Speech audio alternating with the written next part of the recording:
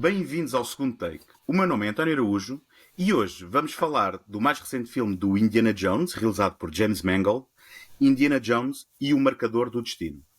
Para falar comigo sobre este filme, sobre o seu realizador e sobre a saga do Indiana Jones, tenho Duarte Mata, um cinéfilo e o fã número 1 de James Mangold. Duarte, em primeiro lugar, bem-vindo ao segundo take. Muito obrigado. Achas que é justa esta descrição que eu fiz? És o fã Acho, número 1 do James Mangold? acho claramente subestimada e já colocaste aqui a fasquia de expectativas nos nossos espectadores demasiado elevada. Mas, em primeiro lugar, muito obrigado pelo convite. É sempre um gosto Ora é receber essa. estes seus convites da tua parte. Eu gosto muito do teu programa e dou-te os parabéns por ele e espero que continues a insistir para ter conversas longas e com substâncias relativamente ao cinema. Relativamente ao fã de James Mangold, não sei se sou o fã número 1 de James Mangold, claro que não. Por mais que não seja, o James Mangold tem uma mãe ou tem um pai, e de certeza que eles é que vão ser os maiores admiradores do trabalho dele. Mas eu sou um grande apreciador dele e o que eu acho é que ele ainda é um cineasta que ainda não tem tanta atenção quanto deveria ter. E acho que ele, por vezes, é olhado de alguma maneira de lado, muitas vezes é reduzido como um epíteto de tarefeiro, que eu acho muito injusto, porque ele tem certos elementos pessoais em certos filmes deles que pessoalmente eu considero os melhores. Mas sim, é um cineasta com o que eu gosto muito de debruçar e é daqueles cineastas que quando tem um filme novo eu quero mesmo ir ver ao cinema logo nos primeiros dias para saber o que é que ele tem para contar, porque ele de alguma maneira alicerça o seu estilo num certo classicismo que já está um pouco em desuso, sobretudo no mainstream atual cinematográfico. Uhum. Achas que ele sofre do mesmo mal que sofreu tipo o Michael Curtiz ou um Sidney Lumet, em que como serve o seu material, digamos assim, e cada projeto acaba por não ter aquilo que normalmente se confunde com a marca de autor, que, por exemplo, o Sidney Lumet acusava de que quem tem uma marca de autor é quem repete sempre os mesmos trejeitos nos seus filmes. Enquanto que ele servia cada uma das histórias e em que ajustava o seu estilo para aquilo que a história precisava. Achas que o James Mangold sofre um bocadinho desse mal? Ou consegues ver ainda assim, pelo que eu percebi do que tu disseste, tu ainda assim consegues detectar ali a sua mão em alguns elementos, não é? Sim, aquilo que eu acho interessante, lá está, o Michael Curtiz é um bom cineasta para para compararmos, porque é um cineasta que experimentou vários géneros e pode não parecer tão evidente as ligações entre os vários filmes, entre todos é muito difícil, é verdade, seja dito, mas a maioria do corpo da sua obra fílmica é capaz de estabelecer um universo de ligações. Já te posso exemplificar, mas só para dizer que o James Mangold, tal como o Michael Curtiz, é um cineasta que não tem qualquer preconceito contra géneros, não é? Ele é um tipo que fez dramas assim sérios, fez thrillers ali a cruzar com o terror, fez comédias românticas, fez filmes de super-heróis, fez filmes de ação. Portanto, é um cineasta e tem uma genuína vontade de experimentar várias coisas, porque a ideia que eu tinha, mas que foi recentemente desmentida, porque eu pus-me a ler algumas entrevistas, era que ele era esta espécie de cineasta como o John Huston, em que isto do John Huston, já agora, só voltando um bocadinho atrás, desculpa, no documentário do Orson Welles, que foi feito há poucos anos pela Netflix, chamado They Love Me When I'm Dead, há lá uma entrevista que eles fazem ao filho do John Huston, em que ele fala que existe assim uma espécie de duas escolas de cineastas, em que a primeira é a do Orson Welles, que é alguém que faz exclusivamente os seus filmes pessoais, não é? Em que todos têm assim um estilo muito reconhecível, enquanto também existe outra escola, que é o do John Huston, que segue aquele velho adágio de Hollywood, one for me, one for them, ou seja, eu vou fazer filmes que não propriamente me interessam, mas depois, com isto, eu vou ter a liberdade financeira e criativa para me dedicar àqueles projetos mais pessoais. E eu pensava que o James Mangold pertencia a esta segunda escola, só que eu recentemente pus-me a ler algumas entrevistas ali por altura do Identity e do Caetano Leopold, que são filmes mais comerciais e menos sérios. E aquilo que eu descobri, não, é que ele decidiu fazer esses filmes porque estava farto da corrupção, dos dramas, das bullshits, que é a expressão que ele utiliza e que eu não sei, como não sei se isto tem limitações de linguagem ou não, o teu Não, programa, não. não vou. Estás à vontade. Não, Estás à vontade. obrigado. As suas tretas, tretas, tema mais politicamente correto. Estava farto das tretas que os próprios filmes sérios também envolvem. O que ele decidiu foi, não, eu quero é fazer filmes mais relaxados e, portanto, que vou só me dedicar a estes dois filmes, mais comerciais e menos sérios. E o resultado é que, quando ele decidiu voltar mais tarde a fazer filmes sérios, como foi o caso do Walk the Line, ele disse que trouxe uma abordagem muito mais relaxada. Portanto, ele é um cineasta que tem genuíno interesse em fazer aqueles filmes vistos como menos pessoais, e acho que temos todos a ganhar com isso, não é? Um cineasta que não está exclusivamente focado em fazer, não, quer só fazer filmes pessoais e sérios, ou, não, eu quero fazer filmes de género e muito comerciais. Não, ele é esta pessoa, pá, é como nós, não é? Tu se calhar tens interesse em tanto ver sei lá, um James Gray como um John Wick ou um Jackie Chan, não é? Temos o interesse em ver dramas assim mais sérios, mas também temos interesse em ver algo mais relaxado, Sim. filmes mais leves. E o James Mangold, para mim, é um cineasta que consegue conciliar bem esses dois universos. Mesmo aqueles filmes que não são tão pessoais para ele, reconhece sempre uma certa competência na sua execução, um certo savoir-faire no seu estilo. O John Wick é um mau exemplo, mas eu concordo a 100% no que queres dizer. Que, obviamente, que há espaço para todo o tipo de cinema e eu não excluo o cinema comercial, até porque, se assim fosse, teria que ignorar filmes como O Tubarão, do Steven Spielberg, por exemplo, ou quase a carreira toda do Steven Spielberg. No entanto, eu abraço também. Mas eu confesso que eu próprio sou parte do problema. No sentido em que a primeira vez que estiveste no segundo take foi para falar do 3:10 to Yuma, o filme original, e o remake do James Mangold, e tu escolheste esse filme entusiasticamente por causa do James Mangold. O que me fez ficar um bocado surpreendido, porque eu nunca tinha pensado nele dessa forma. Enfim, não sei se tenho aqui exatamente uma pergunta, estou só mesmo a partilhar que não sei porquê, olhando para a carreira dele, eram filmes que eu tinha decidido a priori que não eram filmes que tinham valor, e até muitos deles não os tinha visto. Porque ele foi... Hoje em dia há muita a mania de um realizador faz um filme independente, de baixíssimo orçamento, e a Marvel imediatamente rapta-o, não é? E mete-o num calabouço às suas ordens. Mas o James Mangold fez um percurso um bocadinho mais discreto, não é? Do cinema independente, aos poucos e poucos, entrando no cinema mais comercial. Só que eu acho que é essa coisa, é esse preconceito do qual eu aqui me assumo culpado, de que quando nós não vemos esse cineasta com esse vinco, não é? Com essa marca vincada, ignoramos um bocado os seus talentos, porque não reconhecemos ali uma consistência imediata na sua obra. Mas, atenção, eu acho que quando se fala em consistência, como é que eu posso dizer? Ele próprio reconhece isso de não ser, sei lá, um cineasta como o Wes Anderson ou Quentin Tarantino, que é um tipo, sabes, pá, isto é logo um filme do Wes Anderson e do Quentin Tarantino. Ele é um tipo mais discreto e modesto na sua aproximação ao material, mas ao mesmo tempo, isso é que é muito interessante observar na obra dele, porque se tu olhares para os filmes dele, tu acabas por olhar quase uma coerência temática. No meu caso, para mim, o grande tema do James Mangold é sobre esta personagem que tem um defeito físico particular, que funciona como um símbolo somático para uma vulnerabilidade que ele traz dentro de si. Seja essa vulnerabilidade da insegurança, o medo, o arrependimento, o cansaço. E tu vês isto em vários dos filmes dele. Por exemplo, Heavy. Tens ali um cozinheiro obeso que está apaixonado por uma personagem interpretada pela Liv Taylor e quer-lhe confessar esse amor.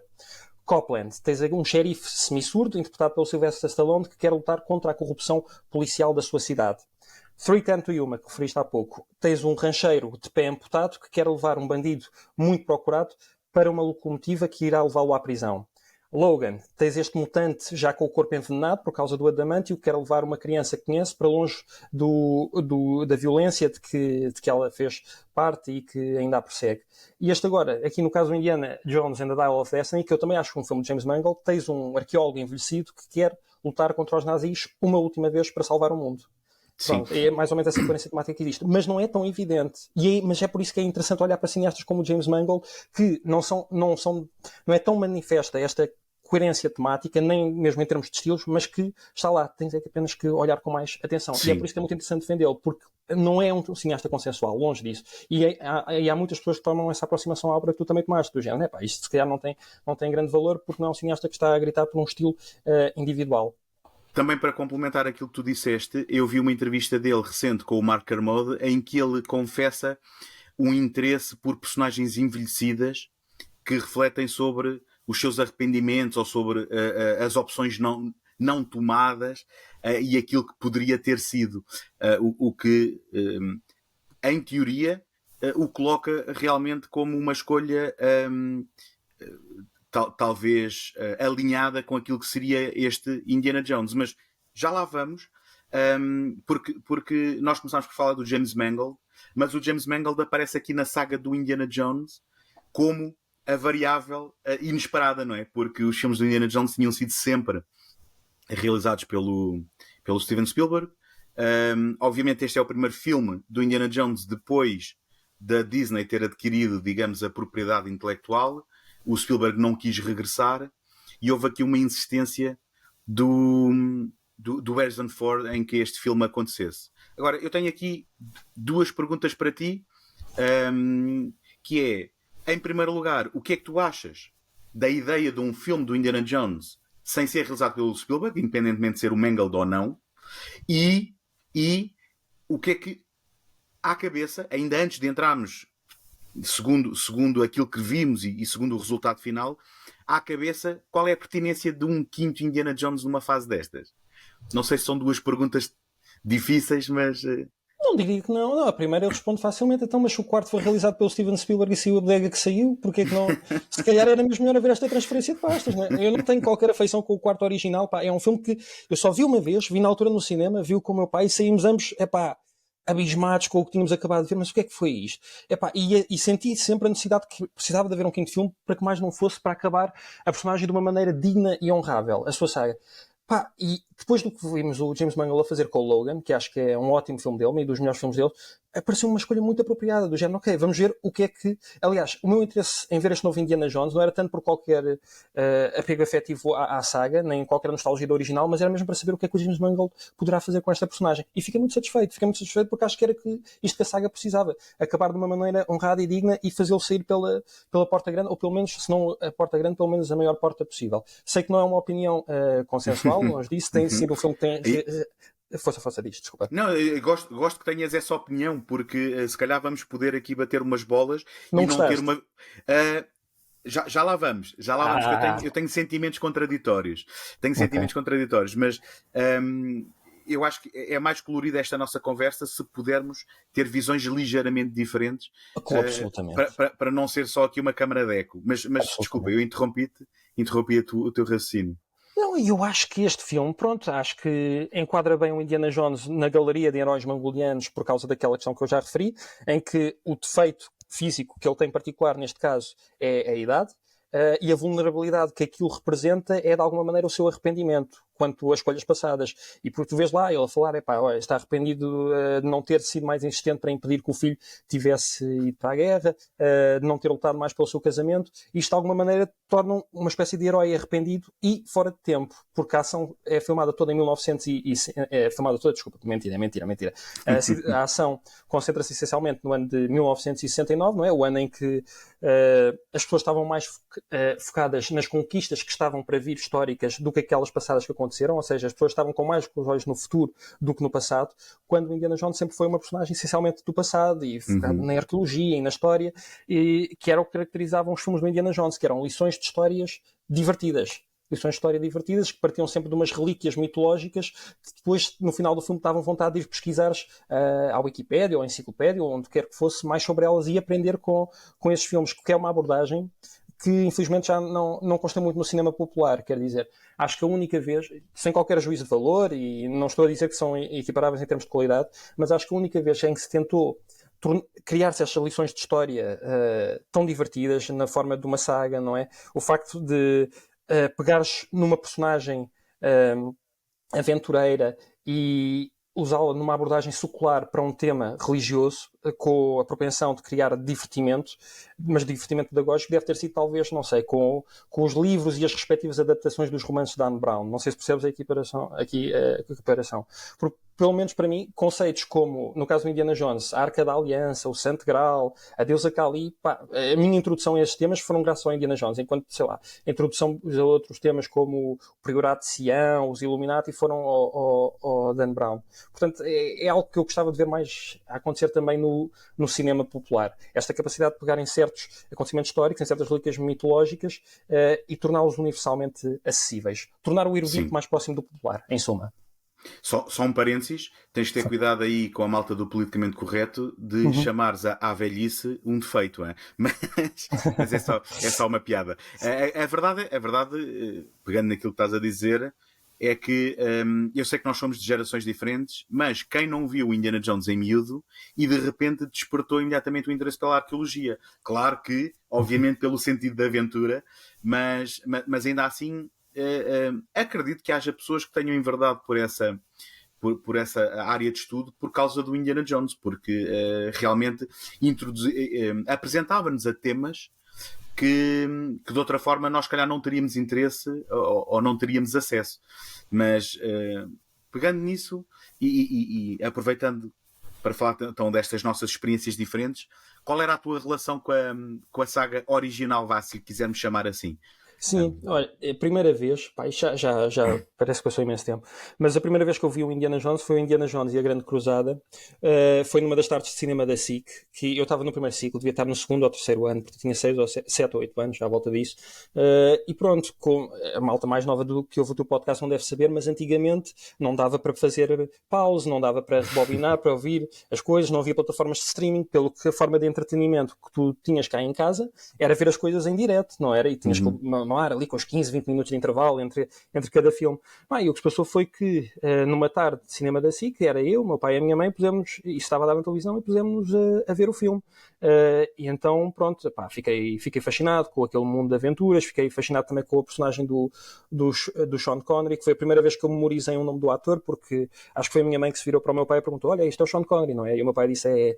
Portanto, ficou-me de alguma maneira encostado aqui o nome de Sean Connery, que é um nome muito importante para a minha cinefilia, para a minha formação enquanto cinéfilo, e foi essencialmente aí que eu fiquei com um fascínio pela saga, e que para mim esse Indiana Jones e a Grande Cruzada é o melhor, não é? Mas isto não sabes na altura, só sabes depois vendo os outros filmes, mas é aquele que me parece ter mais substância em termos temáticos, ou seja, aquilo ao fim e ao cabo é sobre a aproximação entre um pai e um filho, e sobre um filho que está disposto a um sacrifício extremo, não é? Que ele está a colocar-se em risco várias vezes para poder se aproximar da figura paterna e até mesmo perdoá-la pela ausência com que ele tinha deixado a família.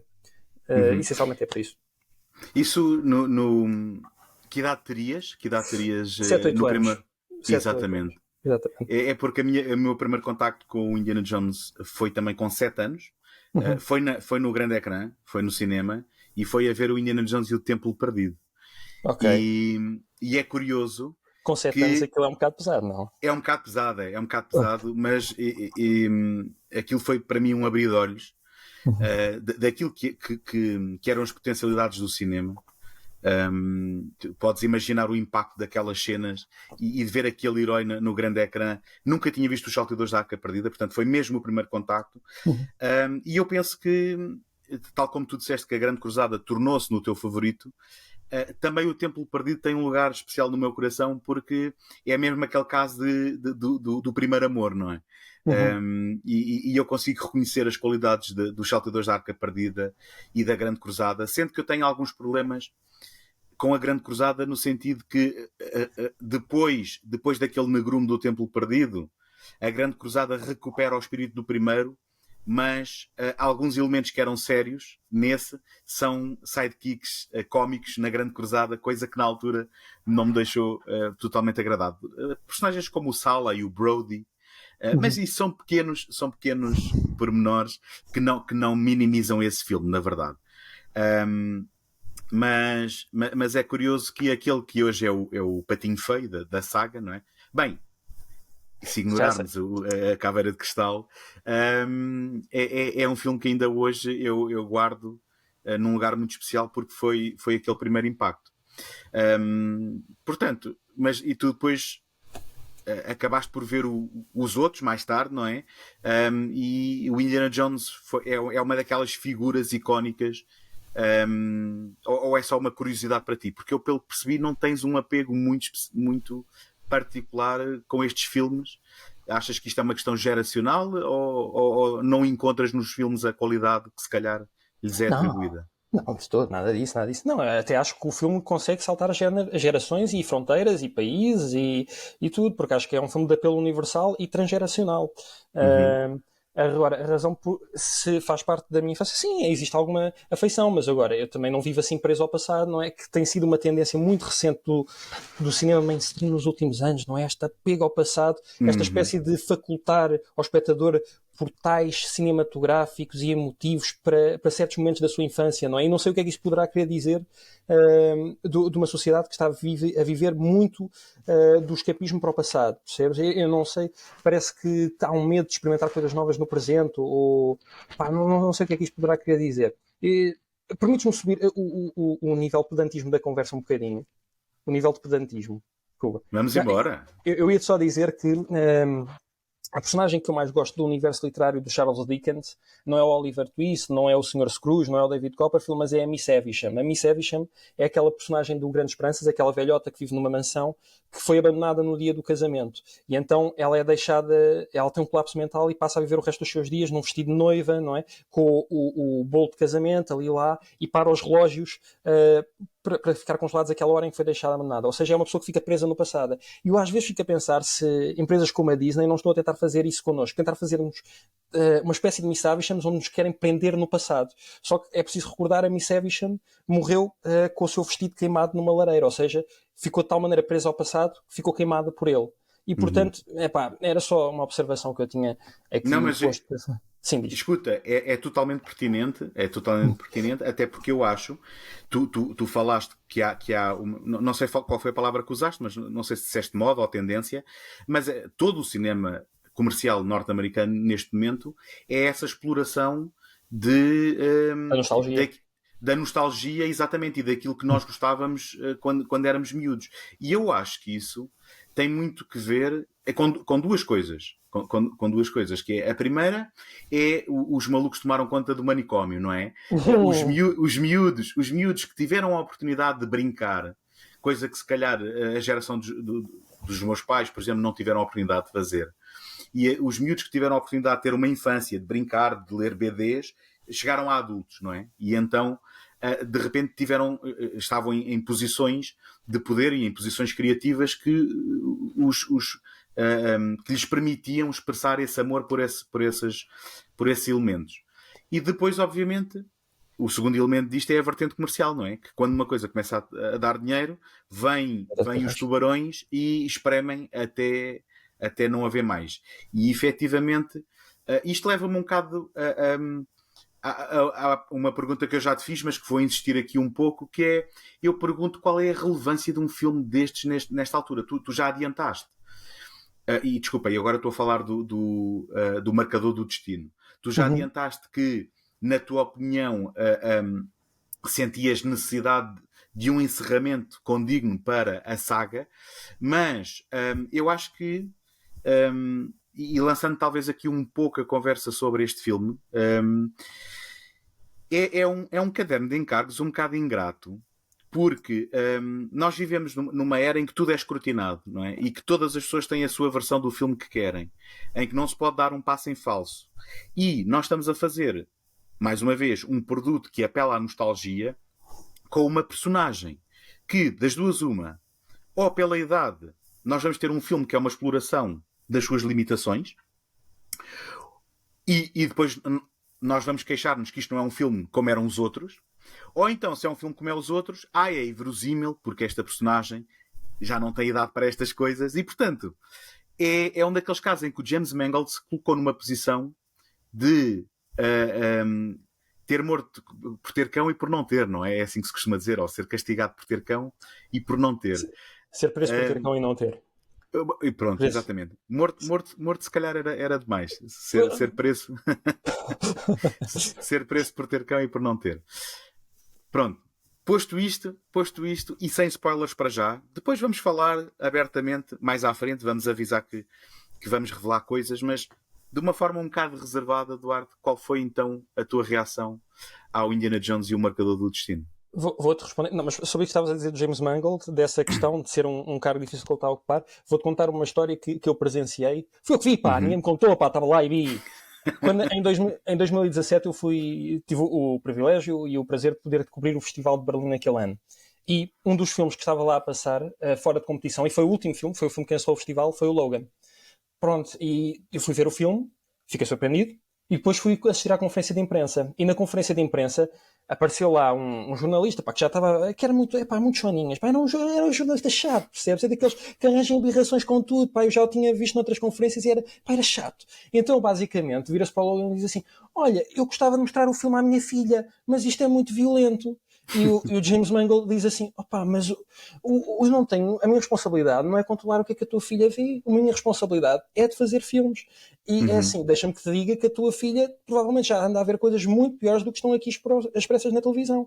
E portanto, eu gostei muito dessa assertividade, dessa coisa, mas isso é problema teu, pá. E eu acho que, Sim. e agrada-me essa postura do James Mangold, do género, sim senhora, é algo difícil e sei que não vai agradar a todos, isto que eu vou fazer, mas pronto, é a minha visão sobre o material e é aquilo que eu quero fazer. E essa independência, essa persistência na sua visão, porque o filme tem uma gênese muito curiosa, foi outra das coisas que eu estive a ver na entrevista, porque havia um outro argumento.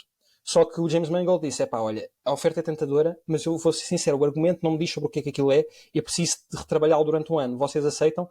Pá, e acho que falou com a Kathleen Kennedy e acho que, não sei se o Spielberg também, e eles ficaram assim um bocado reservados, mas o que é que aconteceu? Veio a pandemia e eles disseram, pronto, tens o tempo para retrabalhar no argumento. Tanto que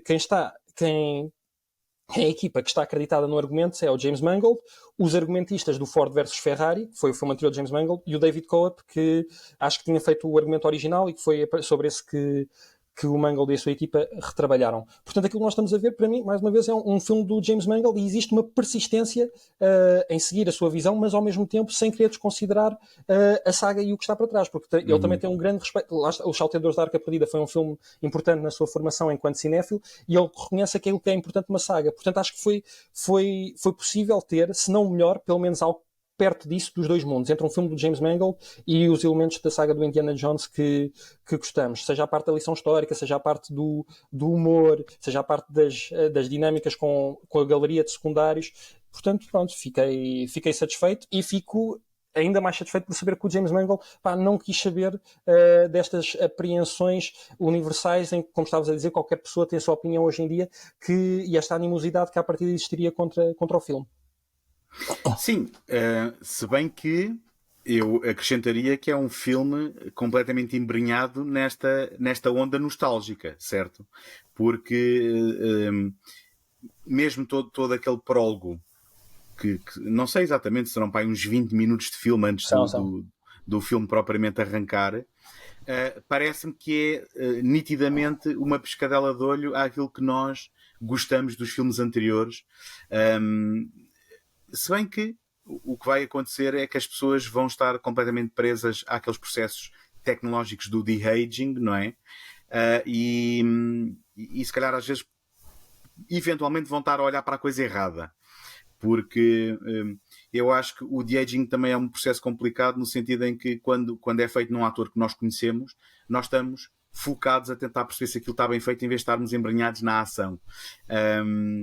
Agora, aquilo que eu encontrei imediatamente nesse prólogo e na própria música do John Williams, que tem sido muito aplaudida neste curto espaço de tempo entre a estreia do filme e esta nossa conversa, mas que eu achei, se calhar, de todas as bandas sonoras, aquela que imediatamente, ou pelo menos logo na primeira audição, me pareceu macaquear mais os temas que nós conhecemos do passado.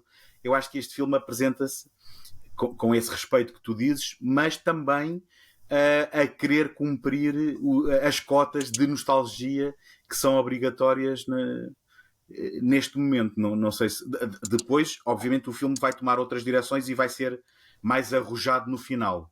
Mas estamos aqui, mesmo com o tema dos nazis, não é? Mesmo voltando ao inimigo,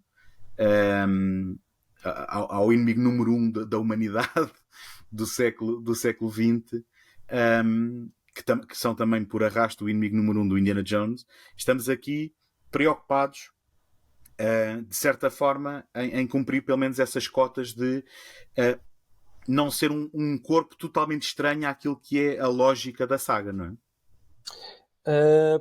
Referindo as duas coisas que pegaste, essa questão da nostalgia, eu não sei se está muito propriamente presa à nostalgia, porque, sei lá, eu vejo os filmes como como os do Marvel Cinematic Universe, e acho que aquilo vive muito da autorreferencialidade, pá. Ou seja, sempre a remeter para outros episódios. E pegando num exemplo, de um filme que por acaso eu até gostei, mas que às vezes também abusava nessa cota nostálgica, era as referências a episódios anteriores, percebes? Isso, e eu acho que este Indiana Jones não vive assim muito, não vive muito disso. Ele poderia ter dito, sei lá, tu tens um miúdo que faz parte daquela galeria de secundários.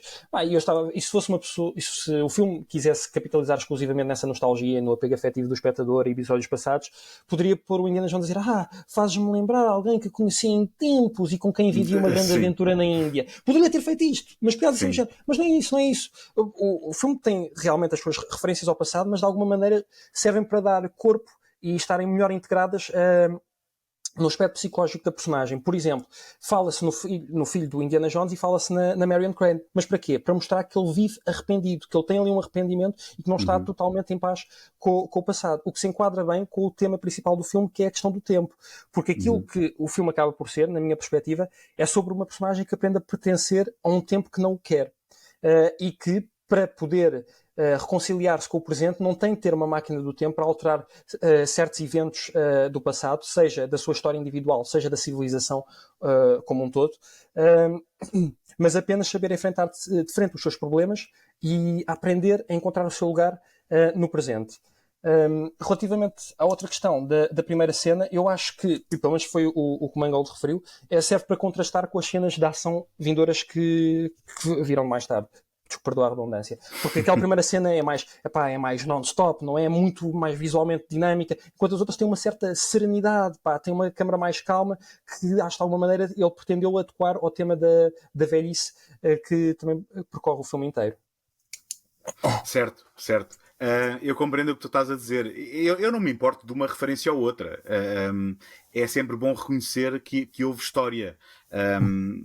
Agora, eu senti um pouco naquele arranque, ou seja, porque o filme podia viver sem aquele arranque, não é? Obviamente perdias uma ótima cena de ação, que é aquilo que a gente quer num filme do Indiana Jones, ação e aventura, mas o filme poderia viver sem aquela primeira cena, só que eu acho que foi quase uma ponte de ligação, nós precisarmos de ver o Indiana Jones no seu auge, para depois também termos esse contraste, não é? Com a idade dele e com esse olhar para o passado que tu mencionas.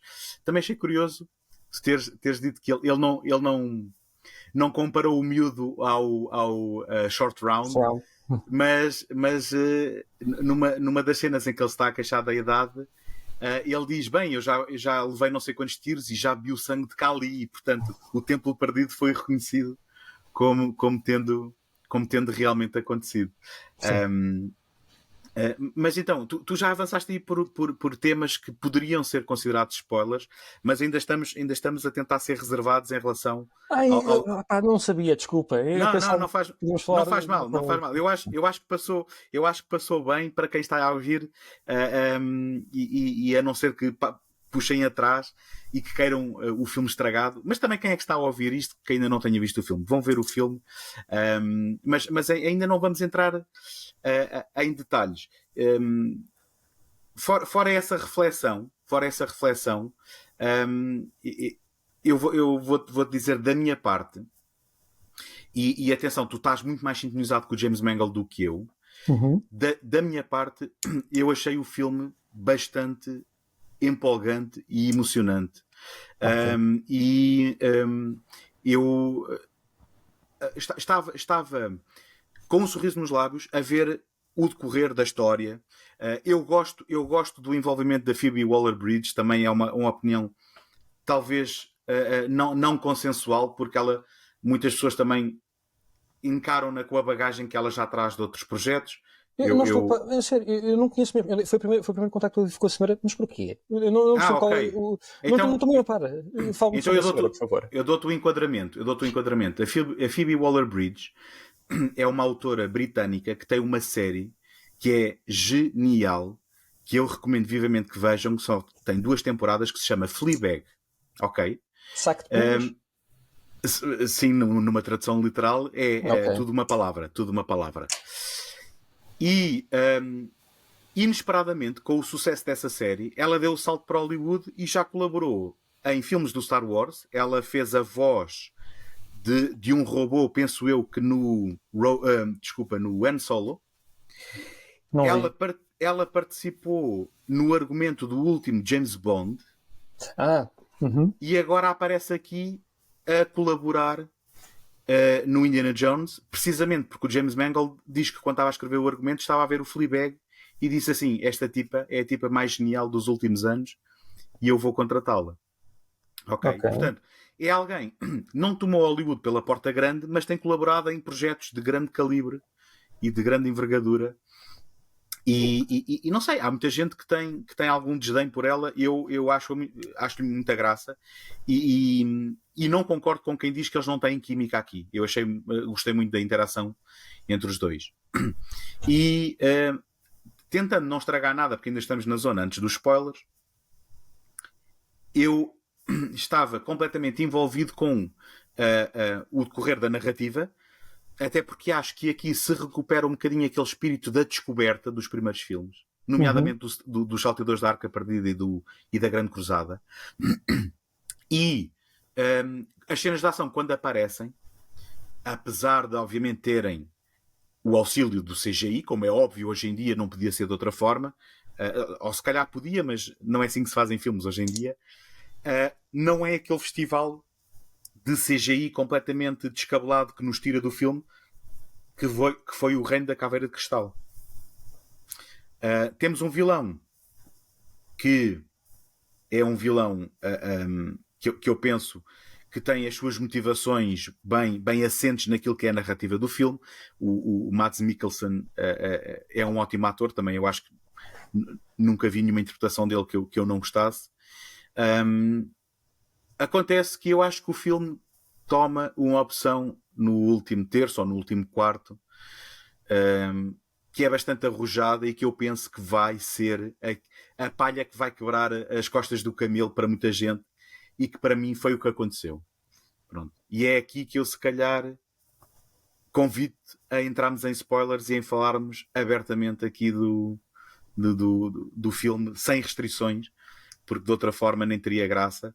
E então fica o aviso para quem esteja a espreitar este vídeo que não tenha visto o filme ainda, parem aqui e vão ver o filme, não vejam daqui para a frente se não querem ver o filme estragado. E feito o aviso, eu confesso que sou alguém que sempre abraçou o fantástico. Eu acho que parte do encanto dos filmes do Indiana Jones é precisamente estes filmes enraizados numa certa verosimilhança, num certo realismo de um universo que é o nosso, mas que abraçam elementos fantásticos.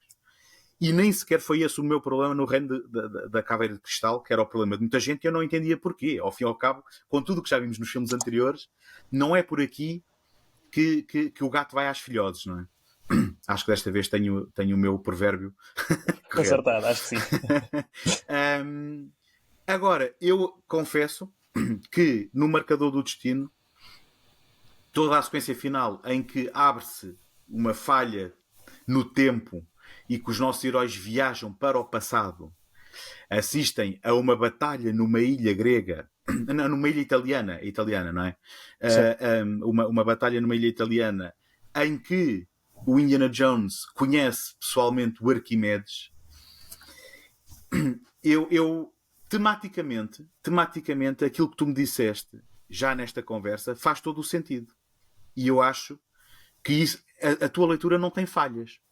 Agora, em termos daquilo que é execução. Como? A execução. Sim, a execução e aquilo que é o murro no estômago emocional que era suposto ser essa cena, eu acho que não aterra e não funciona.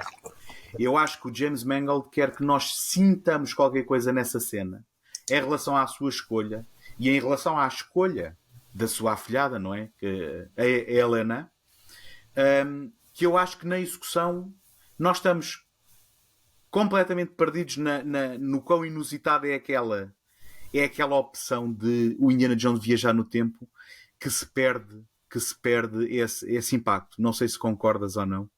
Opa, é assim, quando levantam-se esses problemas no toque à verossimilhança, quer dizer, a Grande Cruzada tinha um templário a viver durante 700 anos numa gruta e no final sabia falar Eu, perfeitamente inglês coerente, eu inglês sei. americano. Pá, pronto, a verossimilhança lá está. Dentro de um certo universo fictício Sim. enfim, com a sua dose de regras, eu acho que, desde que a saga do Indiana Jones não parece que está a querer fugir a essas regras, acho que pode ser tudo ou quase tudo permitido. E eu creio que, neste caso, a viagem do tempo não pareceu assim algo tão esdrúxulo. Mas, desculpa, só, antes de falarmos para esse ponto, queria só mencionar Uhum. algumas coisas que referiste.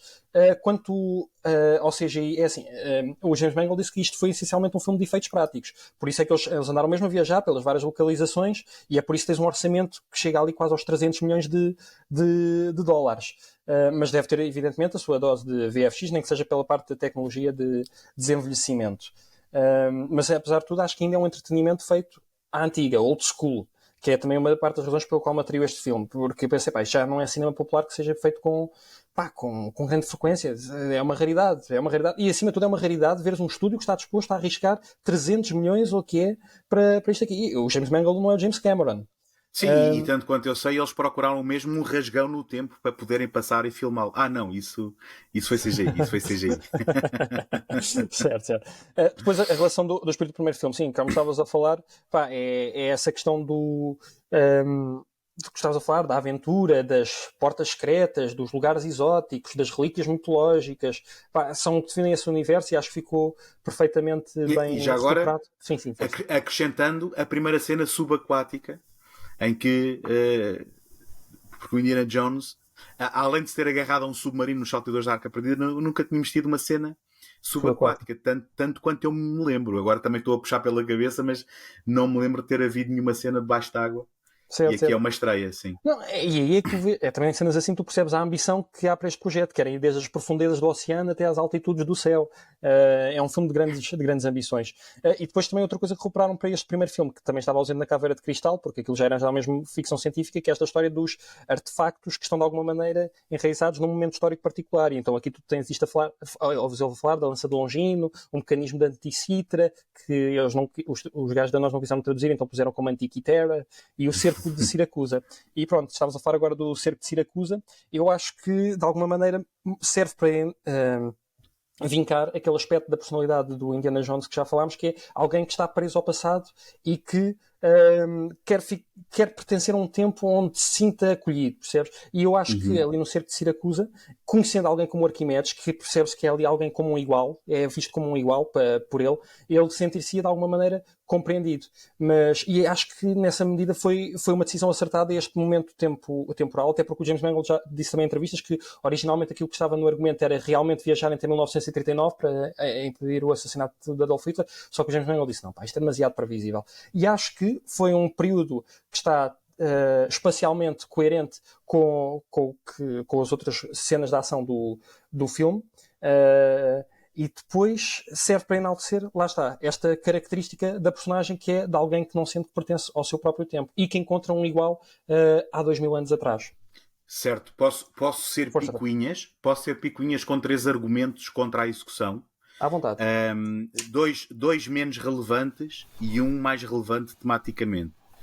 Que é, eu acho que temos aqui alguma dificuldade dos argumentistas em justificarem o facto do Harrison Ford, ou melhor, do Indiana Jones estar naquele avião, porque é daquelas cenas clássicas do vilão que não mata imediatamente o James Bond, quando os vilões deste filme já tinham tudo o que precisavam, tinham dado um tiro no Indiana Jones, e o que é que eles fazem? Eles prendem-lhe as mãos, pegam-no pelos ombros e arrastam-no para dentro de um avião, e eu pergunto-me para quê? Não é? É do género. Não só uma passividade daquilo que é o nosso herói para estar envolvido na ação, como ele é literalmente convidado pelos vilões quando o podiam ter abandonado na gruta onde estava. E este é o tipo de coisas que nos faz saltar um bocadinho fora. Tal como, em última instância, nós compreendemos que aquele sidekick que é o miúdo, digamos, vamos chamar-lhe o Minorca 2, Uhum. só está neste filme para poder segui-los de avião e eles terem uma porta de regresso. Uhum. Não é? Pronto. A terceira picuinice, mas se calhar mais relevante do que esta, é E eu digo-te uma coisa, eu confesso que não tinha tido a tua leitura dessa questão do encarar o passado e para mim eu agradeço-te porque enriquece um bocadinho a minha recordação do filme.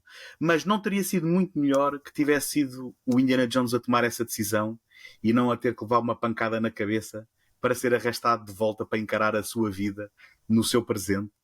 Estás a perceber? Acho que tinha muito mais impacto dramático e emocional se assim fosse. Certo, certo, certo. Sim, eu percebo o que estás a Eu dizer um pouco. estou-te a colocar numa situação difícil, tens que vender o filme, não foste tu que o fizeste, mas. Não, é assim, eu acho que não me suscitou essa confusão, compreenda, mas eu também tenho uma pequenice com o filme no que toca a outros métodos de resolução, não necessariamente esse, mas por exemplo, Uhum. quando eles apanham o Minorca 2 e decidem algemá-lo ao gigante, onde é que vão meter a chave? No bolso do gigante. E tu pensas, estás a brincar, ok.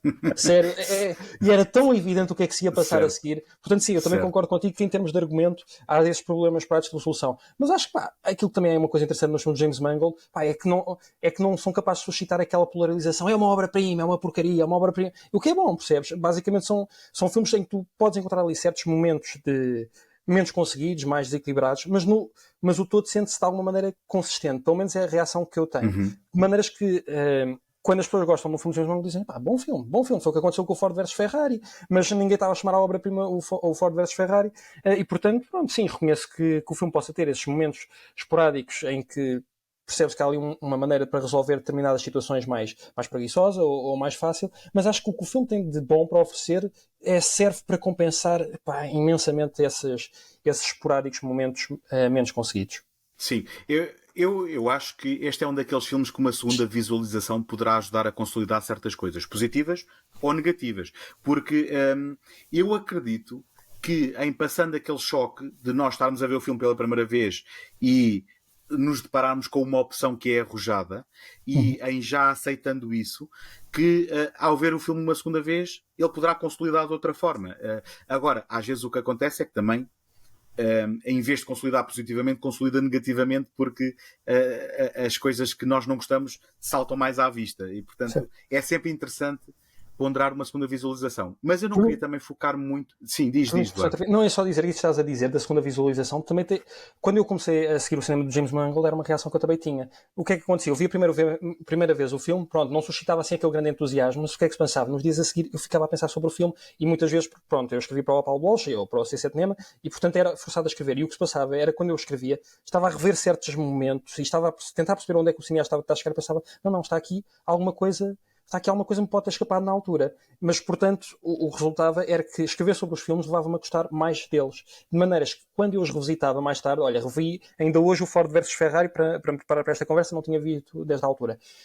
E o que se passa é que, quando voltas a revisitar os filmes, eles estão melhores do que quando os deixaste. Uhum, E por uhum. isso, e mesmo o Vasco Câmara, que viu o filme em Cannes, e ele diz no seu texto isto, é um filme que funciona melhor após a visualização do que durante. Ou seja, portanto, tens ali um filme com várias coisas e que te levam a pensar sobre elas. E acho que isso Uhum. também, pronto, mostra também esta vertente clássica do James Mangold, que é, não quer fazer coisas apenas para ser descartáveis, percebes? Queres que tu leves alguma coisa para casa e que te ajude a pensar no filme.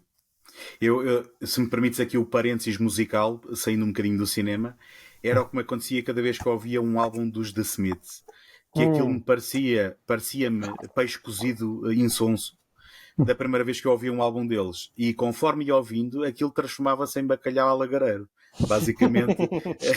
um, aliás, isto moldou muito a forma como eu abordava certas obras de arte, vamos chamar-lhe assim, que é mesmo assim, não há que ter pudor, em que eu fiquei sempre com muitas reservas em relação à primeira reação, porque eu sei que não é a reação definitiva. E nós, às vezes, temos que dar a oportunidade às coisas para respirarem e para consolidarem, ou então para nós confirmarmos que não, realmente aquilo não encaixa ou não faz o meu gosto ou tudo mais.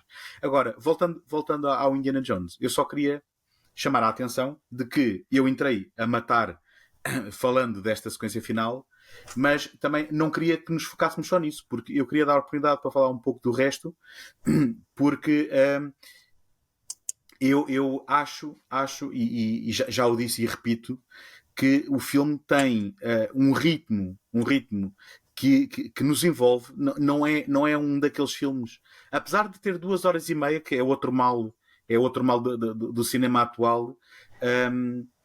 Por exemplo, eu filmes da Marvel já não consigo, porque aborrecem-me de morte, e estou aborrecido quando eles não estão a lutar, e acho que ainda estou mais aborrecido quando estão a lutar. E aqui neste filme do Indiana Jones eu estava positivamente com um sorriso nos lábios e a apreciar cada cena da ação, pá, e nomeadamente aquela perseguição de tuk-tuks. Talvez seja para mim dos pontos altos de cenas de ação do filme, que faz lembrar ao mesmo tempo muitas outras cenas de ação do passado, mas com um sabor novo. Obviamente temos novamente o Indiana Jones a cavalo numa cena que também enfim, está ali no limite do ridículo, não é? Que é ele a entrar por um túnel do metro e a ter que fugir a carruagens do metro. E mesmo aquela cena inicial, se nós nos abstrairmos do processo de aging, eu não sei como é que se diz de aging em português, mas Desenvelhecimento. Pronto. Se nos abstrairmos do desenvelhecimento do Indiana Jones e de um ou outro momento quando eles estão a correr em cima do comboio, a cena é bastante empolgante e, aliás, quase que me remeteu para aquela cena em que o Indiana Jones foge com o pai do castelo na Grande Cruzada, com os nazis a perseguir. Ou seja, eu acho que tem o peso ou a dose correta de novidade e de reconhecimento de coisas que nós conhecemos. Só gostava que a música do John Williams fosse um bocadinho menos recorrente do passado. Pá, eu não sei porque embirrei com isto, porque uma coisa que cada banda sonora do John Williams em cada novo Indiana Jones tinha era, obviamente, a marcha, que todos conhecíamos, e depois temas totalmente novos. Temas que nós identificamos exclusivamente com aquele filme. Neste, eu acho que ele entrou no modo de ou o modo elegíaco, ou o modo Greatest Hits, ou o modo epílogo, não sei, porque constantemente estamos a ver o filme e ele está a ir repescar temas do passado. Nem sempre percebe exatamente qual é a motivação. Obviamente que quando aparece a Marion no final, ele recupera o tema da Marion, isso faz sentido. Mas ao longo do filme eu questionava-me porque é que eu estou a reconhecer pequenos temas de outros Indiana Jones no meio desta cena de um filme novo.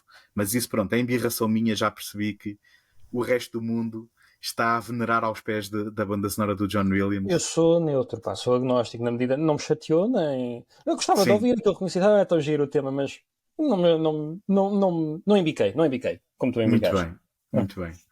Olha, não sei se há mais alguma coisa que nos esteja aqui a escapar que queiras aproveitar para falar deste filme ou do James Mangold. Sim, era só para falar. Portanto, ele tem um estilo, lá está, aquilo que estávamos a falar, ele tem um estilo modesto, mas é uma modéstia complexa, uma simplicidade complexa, se me permitires o oxímoro. Porque pronto, um dos prazeres de já não escrever para um site de cinema é que simplesmente não tenho que prestar tanta atenção à forma, mas de vez em quando lá enfim, tento focar-me assim um bocadinho nisso. Então eu não sei se reparaste, mas naquela cena do leilão ilegal, portanto onde está aquele conjunto de bandidos todos, não é? Para estarem a comprar ali aquela metade do marcador, eu pus-me a tentar olhar ali para o campo contra campo, e não sei se e tu vais reparar ali coisas muito interessantes, porque o campo contra campo é um dispositivo cinematográfico um bocado estigmatizado, porque é uma coisa assim, é uma coisa muito simples, percebes? Só que é uma simplicidade que, quando bem executada, traz grande valor. Então vou-te só dar assim uns momentos, não sei se prestaste atenção, que é, tu tens um momento em que ele tem assim uma espécie de contrapicado, ou seja, filmar assim a personagem, assim, a câmera está assim ligeiramente em baixo. De baixo para cima, sim. Exatamente, sim. E tens aqui aquela metade do marcador à frente. Tu está a filmar o Indiana Jones assim dessa maneira. Depois em contracampo, ele está a aproveitar o marcador como eixo para fazer um contracampo perfeito. Ou seja, de maneiras é que tens ali a personagem à mesma distância e o marcador ali bem centrado. E depois ele faz ali um grande plano de maneira a aproximar o rosto do Indiana Jones e desloca um dos refias para trás dele, ou seja, aqui para segundo plano. E eu penso, mas porquê que ele está a fazer esta deslocação? E depois devolve como contracampo o Mads Mikkelsen e, em segundo plano, o outro refia. Ou seja, há sempre este estudo de simetria e de composição e para assegurar uma continuidade gráfica do James Mangold, que é um certo classicismo que também já caiu em certo desuso. Mas é uma das coisas que eu aprecio no James Mangold, é a simplicidade. É o estilo aparentemente simples, mas quando tu olhas com mais atenção percebes, não, há aqui muito trabalho por trás.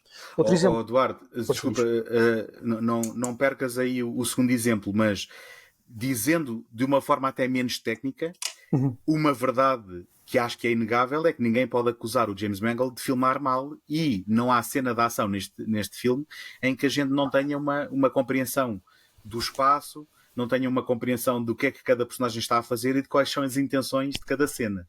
Certo. Isso é certinho, direitinho. Sim. Certo. Sim, mas não é só necessariamente nas cenas de ação, mas mesmo nas cenas mais simples de diálogo. Lá está, não é simplesmente estar a ilustrar um argumento que, pronto, estavas a falar nos filmes da Marvel, que é o que eu vejo, pá. É aquela autorreferencialidade a ser ilustrada, sem graça nenhuma, planos insonsos, não há ali trabalho nenhum na composição, na continuidade gráfica, nada. Mas o James Mangold tem disso, e por isso é que eu digo que é um entretenimento mais old school. E queria só dar um outro exemplo, que o James Mangold é um tipo que presta muita atenção à forma do filme, mesmo que não seja tão aparente.